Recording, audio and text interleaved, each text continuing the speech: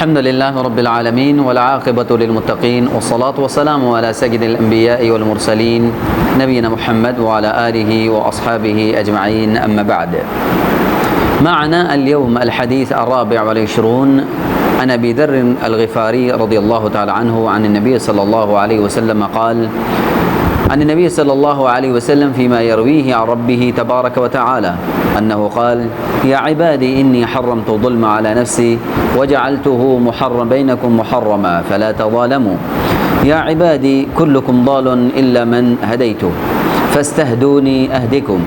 يا عبادي كلكم جائع إلا من أطعمته فاستطعموني أطعمكم. يا عبادي كلكم عار إلا من كسوت فاستكسوني أكسكم إلى آخر الحديث. یہ 24 نمبر حدیث ہے جس کو انشاءاللہ ہم پڑھیں گے، اور اس حدیث کا پہلا حصہ ہم نے اپنے گزشتہ درس کے اندر پڑھا، جس میں اللہ کے نبی علیہ الصلوۃ والسلام یہ بیان فرماتے ہیں کہ اللہ تعالیٰ نے یہ فرمایا کہ لوگوں، میں نے اس ظلم کو اپنے آپ پر حرام کر دیا ہے اور اسی ظلم کو تمہارے درمیان بھی میں نے حرام قرار دیا ہے. فلا تظالموا، تو آپس میں ایک دوسرے پر ظلم نہیں کرنا. یہ پہلا ایک نقطہ تھا جس پر ہم نے گزشتہ درس میں بات کی تھی.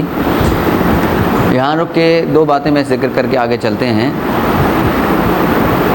مجھے آج بھی میں پڑھتے ہوئے، اور اس سے بھی قبل میں نے یہ پڑھا تھا، لیکن میں آج دوبارہ اس کو پڑھا تو مجھے بڑی بات ایک عجیب سی معلوم ہوئی اس بات کے حوالے سے کہ شیخ الاسلام ابن تیمیہ رحمۃ اللہ علیہ فرماتے ہیں کہ اللہ تعالیٰ اس ملک کو برقرار رکھتا ہے جس ملک کے اندر عدل و انصاف ہوتا ہے. اللہ تعالیٰ اس ملک کو برقرار رکھتا ہے جس ملک کے اندر عدل و انصاف ہو، چاہے وہ لوگ وہاں کے رہنے والے کافر ہی کیوں نہ ہو، چاہے وہاں کے رہنے والے کافر ہی کیوں نہ ہو. اور فرمایا کہ اللہ تعالیٰ اس ملک کو یا اس حکومت کو تباہ کر دیتا ہے، ختم کر دیتا ہے. اس دولت یعنی اس حکومت کو برقرار نہیں رکھتا جس حکومت کے اندر یا جس ملک کے اندر جہاں کے لوگوں کے درمیان ظلم عام ہو جائے، چاہے وہاں رہنے والے مسلمان ہی کیوں نہ ہو. یعنی جس جگہ پر ظلم آ جائے گا، چاہے وہ مسلمان ہی کیوں نہ ہو، وہ ملک تباہ ہو جائے گا. کیسے؟ آپ سوچیں کہ اللہ کے نبی صلی اللہ علیہ وسلم نے اس وقت، ابھی آپ صلی اللہ علیہ وسلم مکہ میں ہیں، مدینہ ہجرت نہیں کی، صحابہ پر وہاں کے لوگوں نے زمین تنگ کر دی مکہ کی، تو آپ صلی اللہ علیہ وسلم سے پوچھنے لگے کہ اب کیا کیا جائے. تو آپ صلی اللہ علیہ وسلم نے اپنے صحابہ کو فرمایا کہ جاؤ حبشہ کے اندر چلے جاؤ، وہاں کا بادشاہ ایسا ہے کہ وہ عادل ہے، ایک اس کی صفت یہ ہے کہ وہ عدل و انصاف کرنے والا ہے، اور کسی پر وہاں اپنے علاقے میں رہنے والے پر کسی پر ظلم ہونے نہیں دیتا. حالانکہ وہاں کے لوگ مسلمان نہیں تھے بلکہ عیسائی تھے. آپ صلی اللہ علیہ وسلم نے ان کی تعریف فرمائی، بلکہ آپ نے فرمایا ان کے پاس چلے جاؤ کہ وہاں کے رہنے والا جو بادشاہ ہے وہاں کا، فرمایا بڑا عادل ہے. سبحان اللہ. اور یہ یقینی بات ہے کہ وہ کیسا عادل تھا کہ وہاں جب یہ مسلمان پہنچے، اللہ کے نبی علیہ الصلوۃ والسلام کی یہ بات 100% صحیح ہے، وہاں کے مسلمان جب وہاں پہنچے تو مشرکین کو پتہ چلا کہ مسلمان حبشہ میرے چلے گئے ہجرت کر کے. تو وہاں عمر بن عاص جو بھی مسلمان نہیں ہوا تھا، اس کو بولنے کی بڑی ٹیکنیک تھی، بڑی صلاحیت ہوتی ہے نا، بعض لوگوں کو بولنے کی بڑی صلاحیت ہوتی ہے. تو ان کے بڑے اچھے روابط تھے اس بادشاہ کے ساتھ، نجاشی کے ساتھ.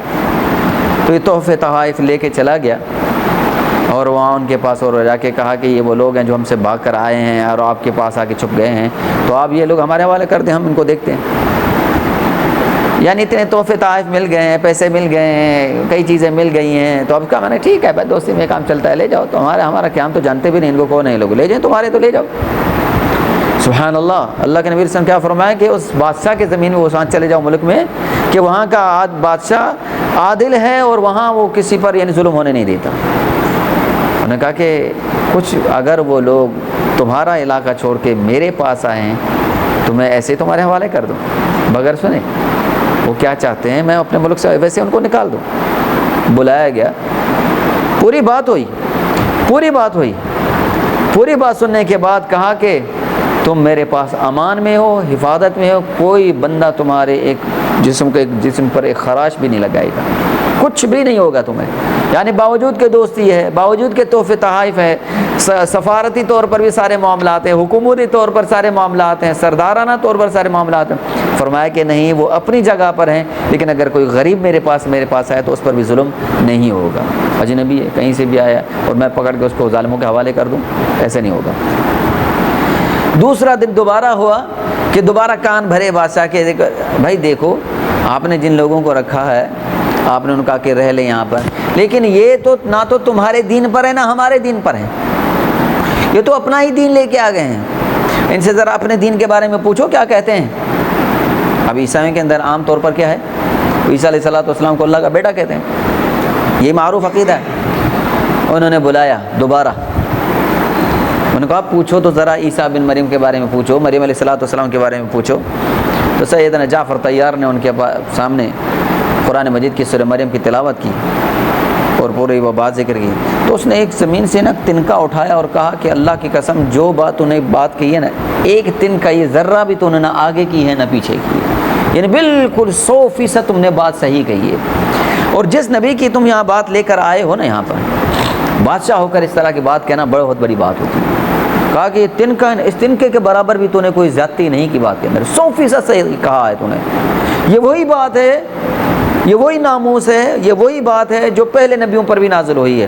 کہا کہ اللہ کی قسم اگر میں پہنچ سکتا نا اس نبی کے پاس تو میں اس کے قدم دھو لیتا، یعنی میں اس کے قدم دھو لوں. مانا کیا کہ میں اس کا غلام بن جاؤں وہاں پر، یا ان کے پاس رہ لوں. یہ بات کہنا بادشاہ کے، یعنی کوئی عام بندہ تو نہیں کہہ رہا. آج ہر ایک بندہ اپنی سیٹ کو بچانے کے چکر کے اندر دین کو داؤ پہ لگا دیتا ہے، اسلام کو داؤ پہ لگا دیتا ہے، وہ الگ بات ہے. لیکن آپ صلی اللہ علیہ وسلم نے سچ فرمایا کہ اس زمین پہ چلے جاؤ کہ وہاں کا بادشاہ عادل ہے اور کسی پر ظلم ہونے نہیں دیتا. کہا کہ رہو یہاں پر آزادی سے، کوئی بندہ تمہیں نہیں روکے گا. حالانکہ وہ غیر مسلم تھے. بعد میں اللہ تعالیٰ نے ان کی صفت کو ذکر فرمایا کہ وہ مسلمان ہو گیا، وہ بادشاہ مسلمان ہو گیا، وہ خود مسلمان ہو گیا بعد میں، نجاشی. اور آپ صلی اللہ علیہ وسلم نے اس پر غائبانہ نماز جنازہ بھی پڑھی، نماز بھی پڑھی اس پر. تو کہنے کا مقصد ہے کہ اگر عدل و انصاف کرنے والا ملک وہ ہو، چاہے کافر ہی کیوں نہ ہو، کافر ہی کیوں نہ ہو، تو اس حکومت کو بھی اللہ تعالیٰ دوام بخشتا ہے. لیکن جس ملک کے اندر ظلم عام ہو جائے، چھوٹا بڑا ایک دوسرے پر لگے ہوئے ہیں ظلم کرنے پہ، ہر ایک کا حق کھانے کے لیے، ہر ایک کے ساتھ ناانصافی کرنے کے اوپر لگے ہوئے ہیں، کوئی کسر نہیں چھوڑتا، تو وہ برقرار نہیں رہتا، بلکہ اس کی تباہی عنقریب ہو جاتی ہے. تباہی کسی نہ کسی بہانے سے کوئی نہ کوئی ہو جائے گا اور تباہی آنے لگ جائے گی. تو یہ ہم پچھلے موضوع کے بعد دوبارہ ریوائز کر دی کہ اس کے اندر اللہ تعالیٰ نے ظلم کو حرام قرار دیا کہ ظلم نہیں ہونا چاہیے. پھر آگے فرمایا یا عبادی کلکم ضال الا من ہدیتم فاستہدونی اہدکم. کیا فرمایا میرے بندے تم سارے کے سارے گمراہ ہو، الا من ہدیتو، ہدایت والا وہی ہے جس کو میں ہدایت دوں. فاستہدونی، مجھ سے ہدایت طلب کرو، اہدکم، میں تمہیں ہدایت دوں گا. پہلی بات یاد رکھیے گا کہ ہدایت کی دو قسمیں ہیں، سمجھ لینا چاہیے. ہدایت دو قسم کی ہوتی ہے. ایک ہدایت کی وہ قسم ہوتی ہے کہ جس میں راستہ بتا دیا جاتا ہے، راستہ دکھایا دیا جاتا ہے، یہ راستہ ہے.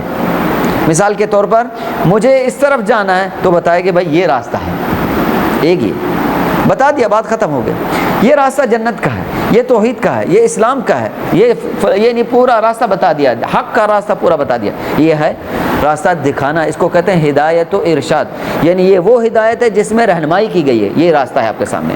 اور اللہ تعالیٰ نے فرمایا وَأَمَّا ثَمُودُ فَهَدَيْنَاهُمْ، اور جو سمود تھے، قوم سمود جن پر عذاب آ گیا، قوم سمود کو ہم نے ہدایت دی. کون سی ہدایت تھی؟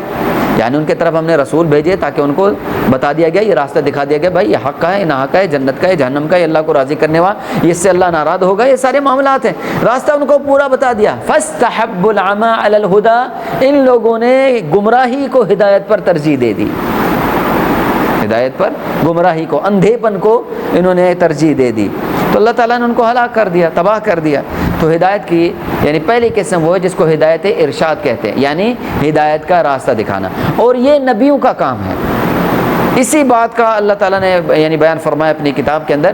اللہ فرماتے ہیں اِنَّكَ لَتَهْدِي إِلَىٰ صِرَاطٍ مُسْتَقِيمٍ، پیغمبر آپ ہدایت دیتے ہیں لوگوں کو صراط مستقیم کی طرف، مانا ان کو ہدایت کا راستہ دکھاتے ہیں. دوسری یہ قسم ہے ہدایت کی، وہ قسم کے ہدایت التوفیق، مانا ہدایت پر چلانا.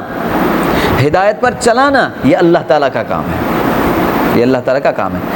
اللہ تعالیٰ نے پیغمبر علیہ الصلوۃ والسلام کو یہ فرمایا کہ انک لا تہدی من احببت ولکن اللہ یہدی من یشاء، پیغمبر آپ کسی کو ہدایت نہیں دے سکتے، اور پہلے کیا فرمایا تھا؟ انک لا تہدی، پیغمبر آپ ہدایت دیتے ہیں لوگوں کو، تو پہلی ہدایت سے کیا مراد تھی؟ کہ آپ پیغمبر راستہ دکھاتے ہیں لوگوں کو۔ دوسرے میں اللہ فرماتے ہیں انک لا تہدی من احببت، کہ جس کو آپ چاہیں ہدایت پہ لے آئیں، یہ ایسا نہیں ہے، ولیکن اللہ یہدی من یشاء، لیکن جس کو اللہ تعالیٰ چاہے اس کو ہدایت دے دے۔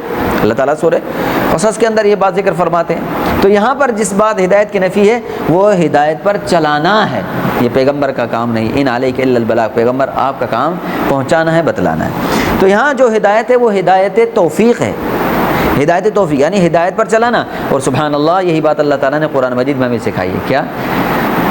نماز 5 ٹائم فرض ہے، 17 رکعتیں بنتی ہیں، ایسے ہی ہے نا؟ وہ عشاء کی 17 رکعتیں میں نہیں کہہ رہا، ہاں ویسے نام اگر عشاء کی 17 رکعتیں سن کے لوگ ویسے بھاگ جاتے ہیں کہ 17 رکعتیں پڑھنی ہیں، بس چھوڑو، وہ 17 کے چکر میں نماز ہی نہیں پڑھتے۔ نہیں، پورے فرض نمازیں ملائیں گے تو 17 رکعتیں بنیں گی۔ ہاں جی، 4 ظہر کے، 4 عصر کی، ہاں 4 عشاء کی، کتنی ہو گئی؟ 12 ہو گئی، 3 مغرب کی، 2 فجر کی، 17 ہو گئی۔ ان 17 رکعتوں کے اندر ہم ہر مرتبہ اللہ سے یہ دعا کرتے ہیں، اور دعا کا طریقہ بھی اللہ تعالیٰ نے کیسے سکھایا کہ اللہ کی پہلے تعریف ہو، الحمدللہ رب العالمین الرحمن الرحیم مالک یوم الدین، پھر اپنی توحید کا اقرار ہے، ایاک نعبد و ایاک نستعین۔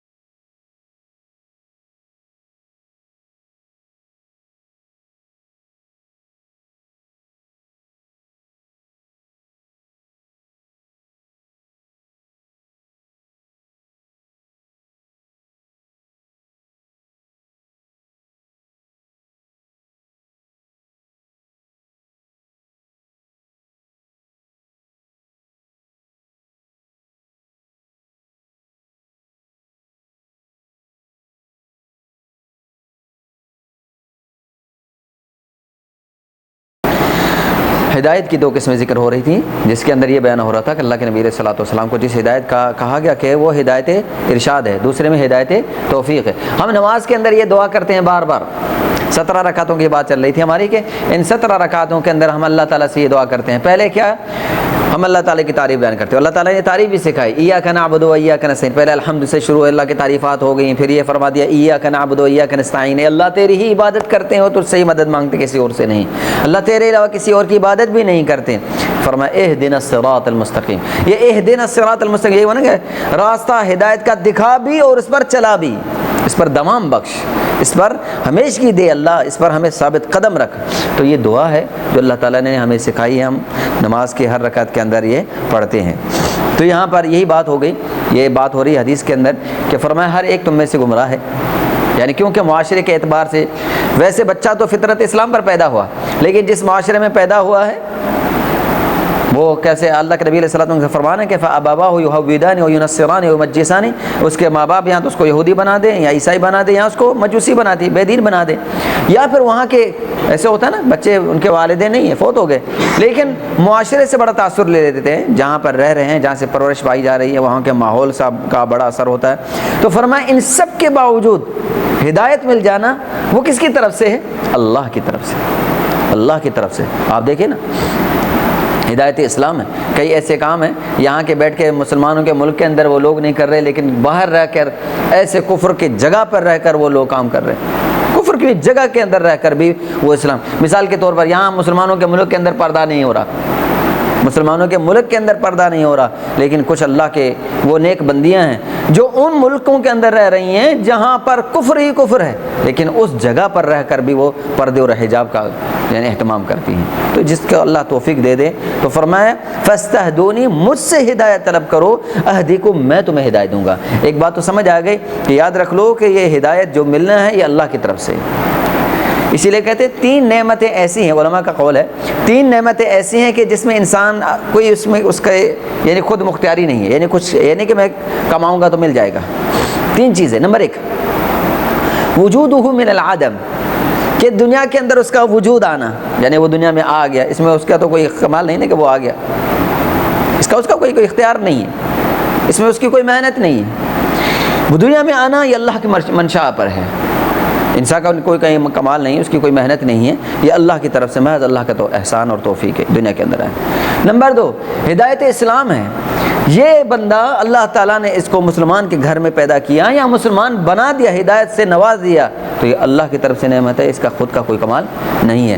نمبر 3 جنت میں اللہ اس کو داخل کرے گا، جنت میں اللہ تعالیٰ اس کو داخل کرے گا۔ یہ مت سمجھے کہ انسان اپنے عمل کی وجہ سے جنت میں جا رہا ہے، بلکہ اللہ کے رحمت سے جنت میں جائے گا۔ یہ یاد رکھیے گا کہ یہ جنت کوئی اعمال کا بدلہ نہیں ہے، یعنی وہ سبب، یعنی نہیں کہیں کہ ان کی عوض مل رہی ہے، یعنی یہ عمل کیا، مثال کے طور پر دکان پہ کے پیسے دیے، موبائل یہ اس کا عوض ہے، نہیں، ان عمل کا عوض جنت نہیں ہے، جنت کی ایک نعمت کے برابر بھی انسان کا عمل نہیں ہے، ایک نعمت کے برابر بھی انسان کا عمل نہیں ہے۔ ہم تو دن رات اللہ کی لافرمانی کرتے ہیں کہ وہ ہمارے ہر عمل کے اندر نقص اور کوتاہی ہے، اللہ کی نعمتیں کتنی بے بہا ہیں۔ تو فرمایا جس طرح حدیث ہے لن يدخل الجنت احدكم الجنت بعمله، کوئی بندہ اپنے عمل کے عوض نہیں جنت میں جائے گا، یعنی عمل کیا اس کے عوض میں جنت جائے، ہاں عمل سبب جنت میں ہے، سبب بن رہا ہے کیونکہ اللہ کو راضی کرنے کی وجہ بن رہا ہے، لیکن بدلہ نہیں ہے، یہ بدلہ نہیں، جنت میں جائے گا اللہ کی رحمت سے۔ تو یہاں پر بھی فرمایا کہ ہدایت اللہ کی طرف سے ملتی ہے، تو ہدایت اللہ سے مانگے، ہمیشہ یہی بات آپ دیکھیں اللہ کے رسول صلی اللہ علیہ وسلم نے جو دعائے قنوت سکھائی ہے، دعائے قنوت میں کیا فرمایا، اللہم اہدنی فی من ہدیت، اللہم اہدنی فی من ہدیت، اے اللہ مجھے ہدایت دے دے، فی من ہدیت، اور ان لوگوں میں سے کر دے جن کو ہدایت نصیب کی ہے۔ بار بار یہ اللہ کے نبی علیہ الصلوۃ والسلام عام دعائیں بھی ہوتی تھی، اللہ کے نبی علیہ الصلوۃ والسلام دعائیں کیا کرتے تھے ہدایت کی، یعنی آپ دیکھیں امت کو سکھائی ہیں یہ دعائیں، ہمیں بھی بار بار یہ کیوں کہتے ہیں یہ دعا ہم، اللہ کے رسول صلی اللہ علیہ وسلم فرمایا کرتے تھے دعا اکثر کثرت سے، اللہم یا مقلب القلوب ثبت قلبی علی دینک، اور امت کو بھی سکھا دیا گیا کہ اللہ سے یہ دعا کرنی کہ اللہ مجھے دین اسلام پر برقرار رکھے، اللہ مجھے اس پر ثابت قدم رکھے، ہمیشہ اس پر رکھے۔ دعا پڑھ لینی چاہیے، ہمیشہ پڑھنی چاہیے، کچھ نہیں پتا کیوں پوچھا گیا اللہ کے نبی علیہ الصلوۃ والسلام سے اس کثرت سے اس دعا کو پڑھنے کی وجہ، آپ نے فرمایا ان قلوب العباد بین اصبعین من اصابع الرحمن یقلبها کیف یشاء، کہ لوگوں کے دل اللہ تعالیٰ کی 2 انگلیوں کے درمیان ہیں، جس طرح اللہ چاہے پھیر دے۔ تو اللہ سے ہدایت کا سوال کرنا چاہیے، اللہ سے اس ہدایت پر ہمیشہ کی ثابت قدم رہنے کی اللہ سے دعا ہونی چاہیے۔ حتیٰ کہ سبحان اللہ سلف صالحین اتنا ڈرتے تھے، ایک سلف میں سے یعنی کا قول ہے، وہ کہتے ہیں اگر ایک پاؤں میرا جنت میں ہو، اگر ایک پاؤں میرا جنت میں ہو اور دوسرا پاؤں میرا باہر ہو، تب بھی میں بے خوف نہیں ہوں گا، بلکہ اللہ کا خوف میرے دل میں ہے، تب بھی میرے دل میں اللہ کا خوف ہے، میں اللہ سے پھر بھی امان مانگوں گا، ہدایت مانگوں گا۔ تو انسان کو ہمیشہ بھی یہی نعمت یاد رکھ لینی چاہیے کہ اگر اللہ تعالیٰ نے کسی خیر کی توفیق دی ہے، کبھی کبھار ہوتا ہے نا انسان فطری طور پر بڑا خیر خواہ ہوتا ہے، اللہ تعالیٰ نے کئی چیزوں کی طرف اس کو رہنمائی کر دی ہے، اچھائی ہوتی ہے، جھوٹ نہیں بولتا ہے، برائی سے بچا ہوتا ہے، بھائی میں نے سود نہیں کھانا، مثال کے طور پہ یہ اللہ تعالیٰ نے اس کے دل میں بات ڈال دی ہے، سبحان اللہ۔ تو یہ محض اللہ کا فضل ہے اس پر، آدمی ہے بڑا سچا صاف ستھرا آدمی ہے، تو اللہ نے اس پر یہ مہربانی کی ہے، تو یہ اپنا کوئی کمال نہ سمجھے گا، نہیں یہ میں نہیں کرتا ہوں سر، نہ، یہ تو محض اللہ کا فضل ہے، یہ تو محض اللہ کا احسان ہے، تو اس بات کو یاد رکھ لینا چاہیے۔ آگے فرما دیا یا عبادی کلکم جائع الا من اطعمتہ، سبحان اللہ، فرما میرے بندے تم میں سے ہر ایک بندہ بھوکا ہے، کھلانے والی ذات صرف اللہ کی ہے، کھلانے والا میں ہی ہوں، کھائے گا صرف وہی جس کو میں کھلاؤں گا، کھلاؤں گا میں ہی، کھائے گا وہی جس کو میں کھلاؤں گا۔ تو پھر فاستطعمونی اطعمکم، مجھ سے کھانا طلب کرو میں تمہیں کھانا دوں گا۔ کبھی کبھار ایسا ہونا جیسا مثال ہمارے سامنے موجود ہے، میرا اللہ حدیث ہے نا کہ جس کو میں کھلاؤں وہی کھا سکتا ہے، پیسے ہونا کمال نہیں ہے. ہاں کبھی کبھار ہوتا ہے پیسے بھی سب کچھ ہے, سامنے چیز بھی رکھی ہوئی ہے لیکن کھا نہیں سکتا, ہوتا ہے کھا نہیں سکتا. کہیے نا لوگ ڈاکٹر کہ یہ نہیں کھا سکتے آپ, بیچارہ بیٹھا ہوا ہے دیکھ رہا ہے لوگ کھا رہے ہیں لیکن یہ نہیں کھا سکتا, سب کچھ ہے لیکن یہ کھا نہیں سکتا. تو فرمایا جس کو میں کھلاؤں, کبھی کبھار صحت ہے پیسے ہی نہیں ہے, صحت ہے کھانے کے لیے سب کچھ ملے, جو بھی لکڑ شکر سب ہضم ہو جائے گا لیکن ملے تو صحیح, ہوتا ہے کہ نہیں, ہے کھانے کے لیے تیار ہوں, ہے نہیں, اب ہے کھا نہیں سکتا, تو کہا کہ بھائی یاد رکھ لینا کھلانے والی صرف وہی ذات ہے. اللہ اکبر. یا عبادی کلکم جائع الا من اطعمتہ. یہ کھانے کا سلسلہ دیکھے اللہ نے ماں کے پیٹ سے شروع کر دیا ہے. ماں کے پیٹ میں اللہ تعالیٰ نے اس کے کھانے کا سسٹم کر دیا, وہ وہیں بڑھ رہا ہے. جو خوراک اس کو وہاں چاہیے نا وہ خوراک اللہ نے اس کو وہاں دے دی. کھانا ماں کھا رہی ہے, وہ اس کی غذا بن کے اس کے پیٹ میں جا رہی ہے اور جسم بڑھ رہا ہے اس کا. جب یہ دنیا کے اندر آیا تو کھانا تو نہیں کھا سکتا, اللہ تعالیٰ نے کیا سسٹم کر دیا, ماں کے تھرو ایک سسٹم بنا دیا جس سے اس کی خوراک کا سلسلہ چلتا ہے. تھوڑا بڑا ہوا تو اس کے دانت نکل آئے, روٹی توڑ کے کھا سکتا ہے. دانت بڑے ہو گئے, یعنی دانت جو آدمی بڑا ہو گیا دانت آ گئے, کھانا کھا سکتا ہے. اللہ نے وہ سسٹم دور کر دیا, وہ ختم کر دیا. اب کھانا کھانے کا دنیا کے اندر جب دوسرا کھانا شروع اللہ تعالیٰ نے اس کے لیے شروع کر دیا تو فرمایا فَلْيَنظُرِ الْإِنسَانُ إِلَىٰ طَعَامِهِ أَنَّا صَبَبْنَا الْمَاءَ صَبًّا ثُمَّ شَقَقْنَا الْأَرْضَ شَقًّا فَأَنبَتْنَا فِيهَا حَبًّا سبحان اللہ حبًّا وَعِنَبًا وَقَضْبًا وَزَيْتُونًا وَنَخْلًا وَحَدَائِقَ غُلْبًا وَفَاكِهَةً وَأَبًّا مَتَاعًا لَكُمْ وَلِأَنْعَامِكُمْ. سورہ عبس سے پڑھ لینی چاہیے کہ کتنی اللہ کی نعمتیں ہیں. امام شنقیطی رحمۃ اللہ علیہ ایک بہت بڑے عالم گزرے, وہ کہتے ہیں کہ دیکھو اللہ کا فضل نہ بڑی چیز ہوتی ہے. آپ ایسے یہ انگلی لگا کے زمین کو سورا کر سکتے ہیں, یوں لگا کے انگلی کو نہیں کر سکتے, نہیں کر سکتے, حالانکہ انگلی مضبوط ہے لیکن زمین کو پھاڑ نہیں سکتے ایک بار. تو کہا یہی وہ زمین ہے جس کو اس انگلی سے پھاڑ نہیں سکتے لیکن وہ قادر ہے. دیکھیں کیسے ایک دانہ زمین پہ پھینک کے آ گئے, اس کی کونپل کتنی نرم و ملائم ہوتی ہے, کیسے اللہ تعالیٰ زمین کو پھاڑ دیتا ہے اور اس دانے سے وہ کونپل باہر نکل کے زمین سے نکل آتے, وہ کتنی نرم و نازک ہے. کہا اس کو کیسے طاقت مل گئی کہ زمین کو چیر کے آ گئے. کہا کہ اللہ نے جو کھانے کا سسٹم بنایا, انا صببنا الماء صبا, پانی برسا دیا ہم نے, ثم شققنا الارض شقا, ہم نے زمین کو چیرا پھاڑ دیا اور اس سے وہ فصل اگ کے تیار ہو گئی. فصل اگنا بھی کمال نہیں, انتم تزرعون وام نحن الزارعون. ہاں لو نشاء, اگر ہم چاہتے تو اس کو اسی طرح خالی, کبھی کہا ہوتا ہے درخت پورا بن گیا تیار ہو گیا لیکن پھل ہی نہیں لگا, پھل ہی نہیں لگا. ابھی یہ کیا نام تھے سبحان اللہ, یہ کپاس کی ابھی فصل ابھی چل رہی ہے, کٹائی ہو گئی اللہ والا. تو مجھے فون آیا کہنے لگے جی ماشاءاللہ پودے تو اتنے بڑے کپاس کے ہو گئے کہ ہمارے قد سے بھی بڑے, لیکن کپاس ہے ہی نہیں. پہلے تو یہ مشکل ہے کہ وہ پودا نکلے, وہ پودا تیار ہو گیا پورا, اب اس پر وہ لگے, کیا ہوتا ہے اللہ جانتا ہے کیا ہوتا ہے وہ, جس میں وہ کپاس نکلتی ہے, پھول نکلتا ہے, پھول کے پیچھے وہ دانہ ہوتا ہے, دانے کے اندر اس کے اندر اللہ تعالیٰ نے کپاس رکھی ہے. پھول تو یعنی پورا یعنی وہ پودا پورا تیار ہو گیا لیکن کپاس ہے ہی نہیں. درخت پورا تیار ہو گیا, آم ہے نہیں. کھجور کا درخت پورا ہو گیا, کھجور رہی. تو کہا اس پر یہ پھل لگانے والی ذات بھی تو اللہ ہی ہے نا. تو فرمایا یہ کھانا, یہ چیزیں, یہ سب چیزیں کون دے رہا ہے؟ اللہ اکبر. تو فرمایا میں ہی دیتا ہوں, میں ہی کھلاتا ہوں, اگر اللہ نہ چاہے تو کوئی دنیا کے اندر کھلا بھی نہیں سکتا. مجھ پر میرے خلاف بولتا ہے, مطلب جس طرح ہم باتیں کرتے ہیں اس طرح کی بہت ہی نازیبہ باتیں ہوتی ہیں, اگلے کے بعد بڑی دل آزاری کرتے ہیں, اس سے غلطی ہوئی وہ الگ بات ہے. لیکن جس طرح ہمارے طرف سے جو جملے ہوتے ہیں بڑے سخت قسم کے جملے ہوتے ہیں, ہم تو یہاں تک کہتے ہیں کہ جس پلیٹ میں کھاتے ہیں اسی میں تھوکتا ہے, اس طرح سخت جملے کہتے ہیں. بارک استغفر اللہ العظیم. یہاں اللہ تعالیٰ نے کتنا انسانوں کو کھلایا پلایا, دے رہا ہے, عطا فرمایا. پھر فرمایا اللہ اکبر, یا عبادی کلکم عار الا من کسوت, اے بندے تم سارے ہی سارے بے لباس ہو. تمہارے جسم پر بچہ جو دنیا کے اندر پیدا ہوا کون سا لباس ہے اس کے جسم پر؟ الا من کسوت, میری طرف سے عطا ہے, یہ میں نے دیا ہے. یہ کپڑا جو آج پہن کے بیٹھا ہے یہ اللہ کی عطا ہے. جس چیز سے بنا ہے وہ کہاں سے آیا؟ وہ بھی تو اللہ نے بنایا. وہ دھاگا جہاں سے بنا, وہ دھاگا, جو چیزیں بھی تو اللہ کی طرف سے ہیں, وہ چیزیں بھی تو اللہ کی طرف سے ہیں. تو فرمایا یہ لباس, اللہ کیسے اللہ کا فضل ہے، بچہ ابھی ماں کے پیٹ کے اندر ہے، ابھی دنیا میں آیا ہی نہیں ہے، ماں پہلے ہی کپڑے بچے کے لیے تیار کرنا شروع کر دے.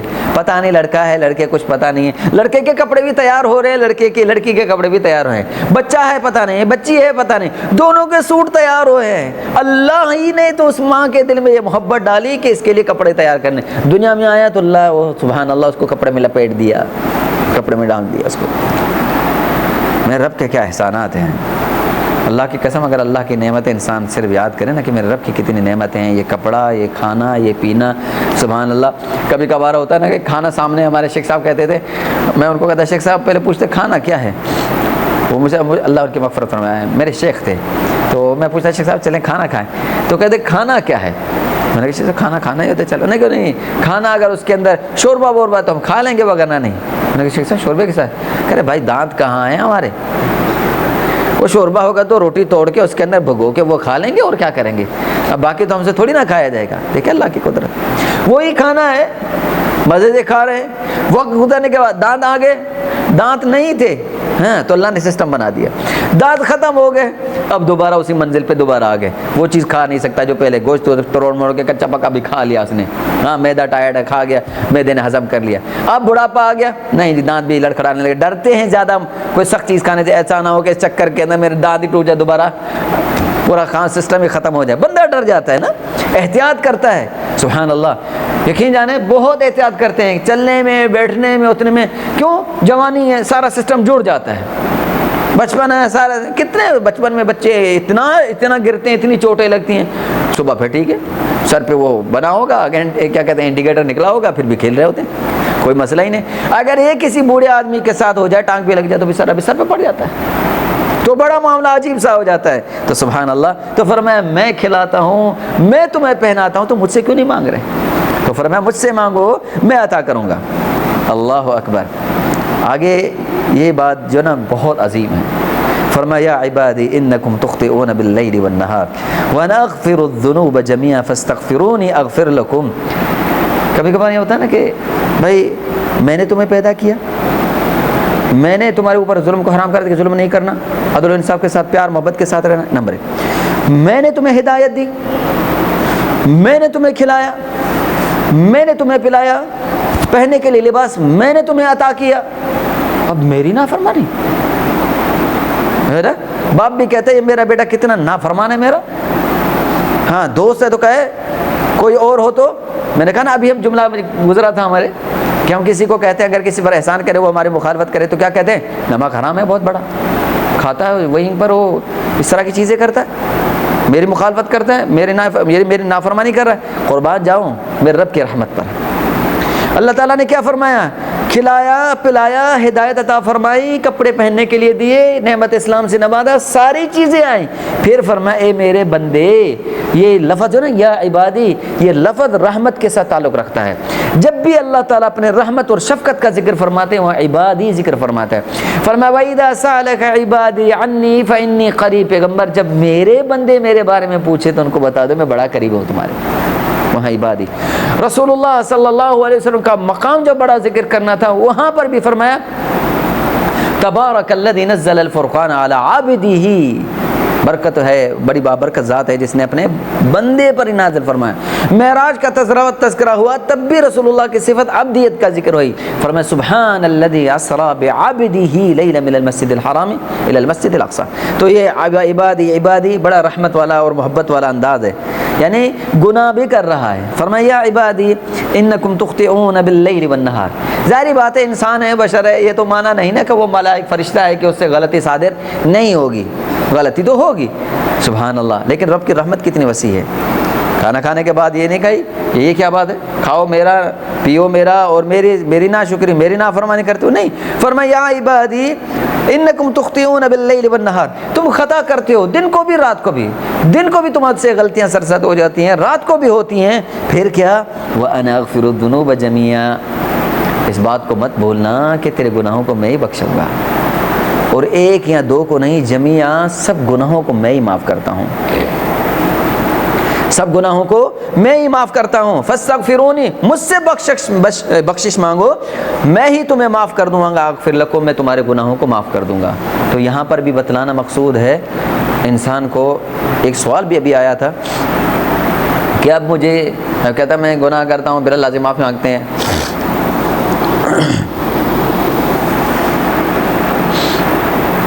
ایک سوال آیا کہ گناہ کرتا ہوں پھر معافی مانگتا ہوں، گناہ کرتے ہیں، کہتے ہیں اب تو مجھے حیا آتی ہے کہ میں کیسے اللہ سے معافی مانگوں۔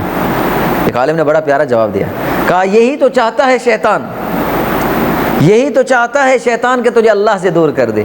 کہا جتنی دیر تک تو اللہ سے معافی مانگتا رہے گا وہ تجھے معاف کرتا رہے گا، جب تک تیری سانس نہیں ٹوٹتی، جب تک تیرا آخری وقت نہیں آ جاتا۔ تو کبھی بھی اللہ سے دور نہیں ہونا چاہیے۔ وہ تو فرمائے بندے دن کو خطا کرو، رات کو خطا کرو، جو بھی خطا ہو گئی مجھ سے بخشش مانگو، میں تمہیں معاف کر دوں گا۔ آگے فرمایا یا عبادی انکم لن تبلغوا ضری فتضرونی بھی، اللہ اکبر، کہ فرمایا کہ بندو دیکھو یہاں یہ بتا دیا کہ تم بخشش طلب کرتے ہو، بخشش طلب کرو میں تمہیں معاف کر دوں گا، تمہارے گناہ معاف کر دوں گا۔ آگے جو بڑا مسئلہ ہے وہ یہ ذکر فرما دیا کہ تم سارے ہی مانگنے والے بن جاؤ، ہدایت والے بن جاؤ، یا سارے نافرمان بن جاؤ، تو میرے اس ملک، میرے بادشاہ میں کیا ہونے والا ہے؟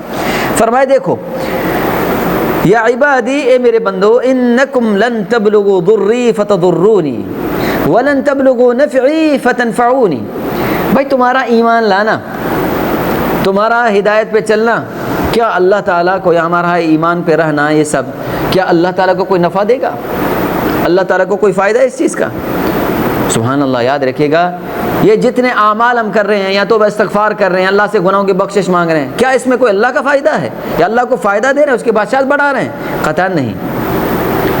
ایک بڑی نقطے کی بات ہوتی ہے کہ اللہ تعالیٰ نے جس عبادت کا بندے کو حکم دیا ہے نا، اس کا فائدہ بھی انسان ہی کو ہوتا ہے، اس کا فائدہ بھی انسان کو ہوتا ہے۔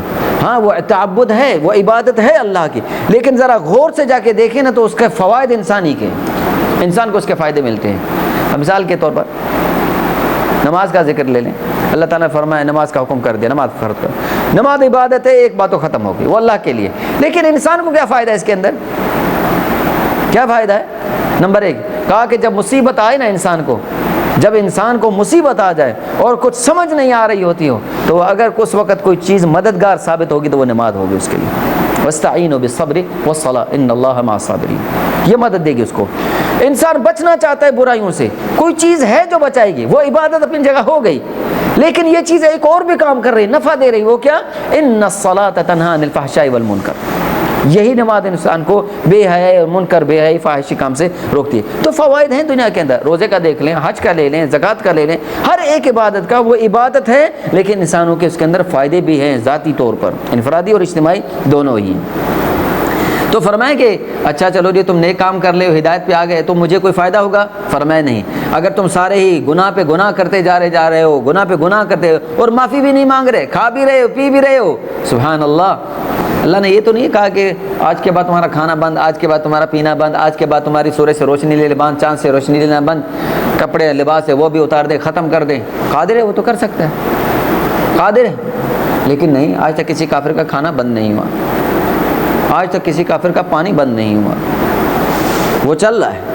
تو فرمایا تم مجھے نہ فائدہ دے سکتے ہو نہ مجھے نقصان، کیونکہ میں تو غنی ہوں، مستغنی ہوں ہر چیز سے۔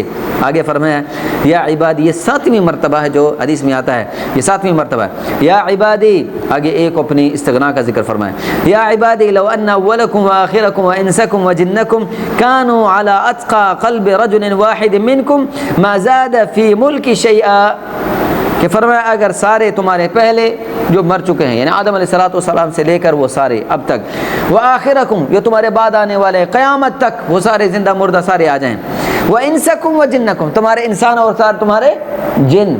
اچھا یہاں جنوں کا بھی ذکر آ گیا نا، انسان تو معروف ہے لیکن جن بھی معروف ہے۔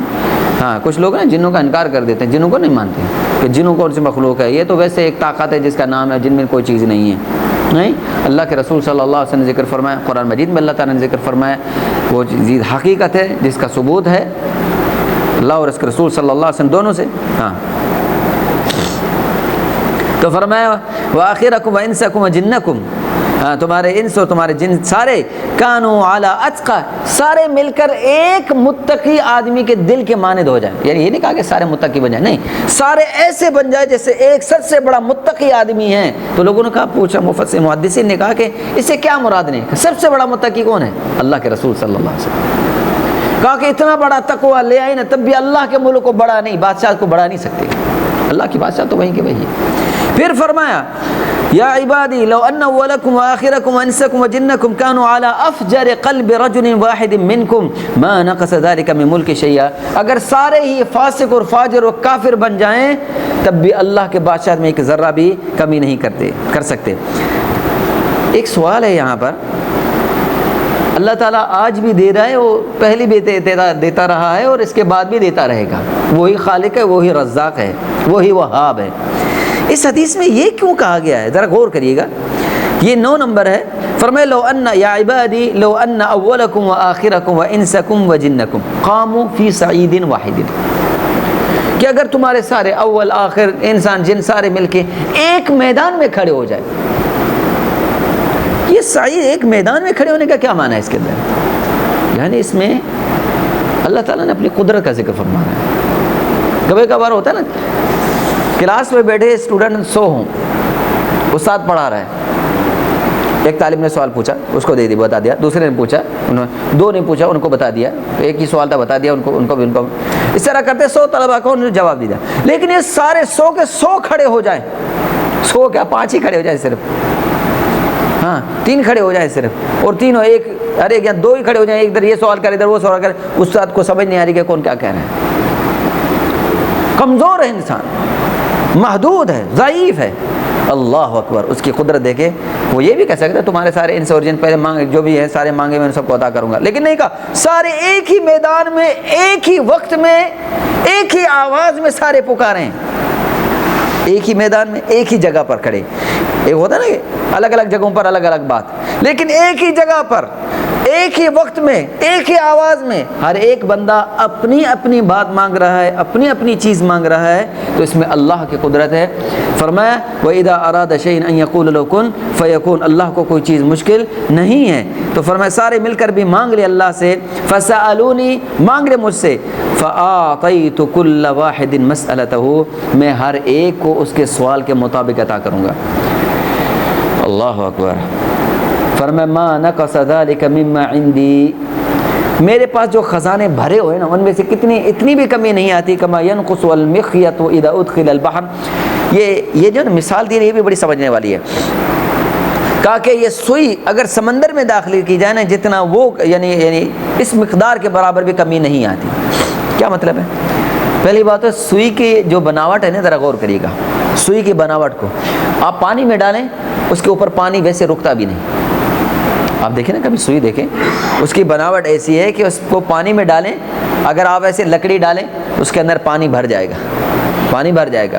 لیکن اس کی بناوٹ ایسی ہے کہ جب بھی پانی کے اندر ڈالیں گے تو پانی اس پر ٹھہرتا ہی نہیں، الا کہ ہلکی ہلکی دھاریں کوئی اس پر بن جائے تو بن جائے، وگرنہ پانی اس پر زیادہ ٹکتا نہیں ہے. تو یہ مثال بھی بڑی بات. یہ بھی ہو سکتا ہے نا کہ یہ بھی کہا جاتا کہ انگلی ڈال کے دیکھ لو، یا یہ کہا تھا کہ لکڑی ڈال کے دیکھ لو کہ اتنے برابر بھی، یعنی ممکن ہے کہ اس کے اندر بھی پانی زیادہ لگ جائے، اس کے اندر پانی زیادہ لگ جائے. لیکن اس مخیط، اس سوئی کے اندر اتنا پانی لگتا ہی نہیں ہے. تو فرمایا کہ اتنی بھی کمی نہیں آتی اس خزانے کے اندر جو میرے پاس ہیں. تو خزانے تو اللہ کے پاس بھرے ہیں. وَلِلَّهِ خَزَائِنُ السَّمَاوَاتِ وَالْأَرْضِ،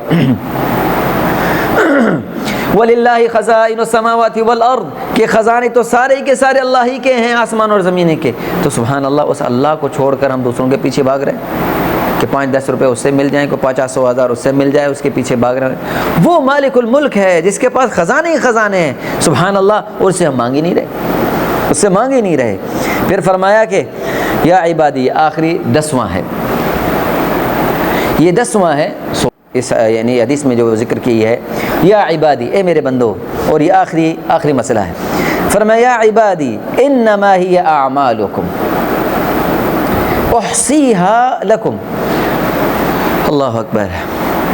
یہ جو بات ہے نا انسان کو یاد رکھ لینی چاہیے. یہ جو جملہ کیا ہے کہ فرمایا قیامت کے دن انسان آئے گا نا اس کا عمل نامہ اس کے سامنے پیش کیا جائے گا۔ یہ لو اقرأ کتابک کفی بنفسک اليوم علیک حسیبا، یہ جو عمل نامہ پڑھو یہ تمہارے لیے کافی ہے، یہ تمہارا کیا ہوا ہے جو دنیا کے اندر کیا، یہ تمہارا ہم نے لکھ دیا، ہم نے جو آپ نے کیا وہ ہم نے لکھ دیا۔ انما ہی اعمالکم احصیها لکم بما اکتبها اجمع لکم، یہ فرشتے لکھ رہے ہیں جو تم کریں۔ ما یلفظ من قول الا لدیہ رقیب عتید، ایک جملہ زبان سے نہیں نکلتا، اس کو لکھنے والا فوراً لکھ دیتا ہے۔ وہ اللہ کی رحمت ہے، بعد میں وہ اللہ کی رحمت ہے، بعد میں اس کو مٹا دیتا ہے، اس کے درجات کو بلند کر دیتا ہے، لیکن پتہ چلے گا کہ یہ اس کے اعمال یہ کیے ہوئے ہیں، یہ سارے کام ہیں، اور اللہ کی رحمت سے یہ سارے معاف ہو گئے، یہ ہو گئے، یہ ہو گئے، لیکن سب اس کو بتا دیا جائے گا۔ یہ پھر فرمایا فَمَن يَعْمَلْ مِثْقَالَ ذَرَّةٍ خَيْرًا يَرَهُ وَمَن يَعْمَلْ مِثْقَالَ ذَرَّةٍ شَرًّا يَرَهُ، یہ نہ سمجھے کہ کچھ رہ گیا، نہیں، سبحان اللہ،